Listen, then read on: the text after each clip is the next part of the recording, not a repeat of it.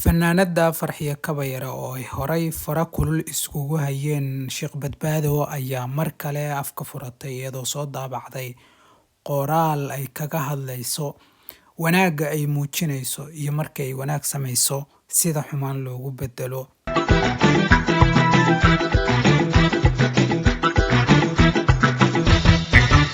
Fanaanada Farxiyo Kabayare oo hore loogu bartay inay mar walba ka hadasho waxyaabaha taagan markii ay noqoto dhanka caawinaadda dadkana ay u kacdo ay u ololeyso ayaa waxa ay sheegtay inay arrimahaasi doonayso inay faraha ka qaado ayna rabinna mar dambe in ay samayso arrinkaasi.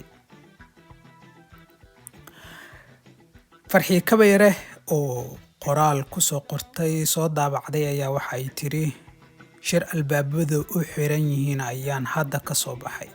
Shirkaas waxaan la qaatay waalidkayga aniga i dhalay waxaana ku soo gabagabeynay in aan Soomaali isdayno oo aan shar iyo khayr midna aanan ku darsan oo aan la mid noqdo dadka kale una dhaqmo sida ay u dhaqmaan.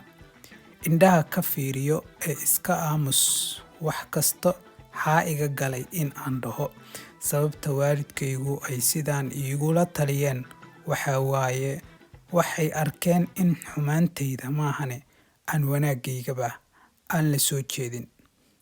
Marka go'aankaasi waa lagama laabtaan. Soomaali inta aan horay u soo caawiyey xag Ilaahay ayay ii jirtaa. Haddii aan u baahdo in aan sadaqo baxsadane muslimiin u baahan caawinaad ma weynayo. Ehelkayga ayaaba iga badan rixankayga ayaa igu filan. Marka Soomaaliyay nagu kala wada intaas hana kala gaarto ayay qoraalkeedii ku soo gabagabaysay.